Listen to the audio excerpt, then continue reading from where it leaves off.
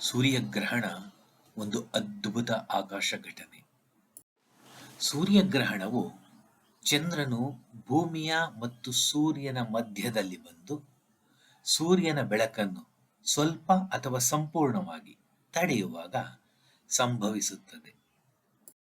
ಪ್ರತಿ ತಿಂಗಳಲ್ಲೂ ಚಂದ್ರನು ಸೂರ್ಯ ಮತ್ತು ಭೂಮಿಯ ನಡುವೆ ಬಂದರೂ ಗ್ರಹಣವಾಗುವುದಿಲ್ಲ, ಏಕೆಂದರೆ ಚಂದ್ರನ ಕಕ್ಷೆ ಭೂಮಿಯ ಕಕ್ಷೆಗೆ ಸ್ವಲ್ಪ ತಿರುಚಾಗಿದೆ. ಸರಿಯಾದ ಸಾಲಿನಲ್ಲಿ ಬಂದಾಗ ಮಾತ್ರ ಗ್ರಹಣ ಉಂಟಾಗುತ್ತದೆ. ಸೂರ್ಯಗ್ರಹಣವನ್ನು ಬರೀ ಕಣ್ಣಿನಿಂದ ನೇರವಾಗಿ ನೋಡುವುದು ಅತ್ಯಂತ ಅಪಾಯಕರ.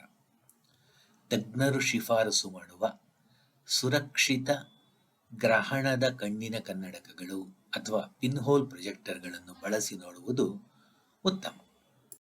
ಸೂರ್ಯಗ್ರಹಣದ ಸಮಯದಲ್ಲಿ ವಿಜ್ಞಾನಿಗಳು ಸೂರ್ಯನ ಕರೋನಾವನ್ನು ಅಧ್ಯಯನ ಮಾಡುತ್ತಾರೆ. ಐನ್ಸ್ಟೈನ್ ರವರ ಸಾಪೇಕ್ಷತೆಯ ಸಿದ್ಧಾಂತವನ್ನು ದೃಢೀಕರಿಸಲು ಗ್ರಹಣದ ಸಮಯ ಸಹಾಯ ಮಾಡಿತು ಎಂದು ಹೇಳಲಾಗಿದೆ. ವಿವಿಧ ಸಂಸ್ಕೃತಿಗಳಲ್ಲಿ ಗ್ರಹಣಕ್ಕೆ ವಿಭಿನ್ನ ಅರ್ಥಗಳಿದ್ದವು. ಚೀನಾದಲ್ಲಿ ಡ್ರ್ಯಾಗನ್ ಸೂರ್ಯನನ್ನು ನುಂಗುತ್ತದೆ ಎಂದು ನಂಬುತ್ತಿದ್ದರು. ಭಾರತದಲ್ಲಿ ರಾಹು ಸೂರ್ಯನನ್ನು ಹಿಡಿಯುತ್ತಾನೆ ಎಂಬ ಪೌರಾಣಿಕ ಕಥೆ ಇದೆ. ಸೂರ್ಯಗ್ರಹಣವು ನಮ್ಮ ಬ್ರಹ್ಮಾಂಡದ ಅದ್ಭುತ ಸೌಂದರ್ಯ.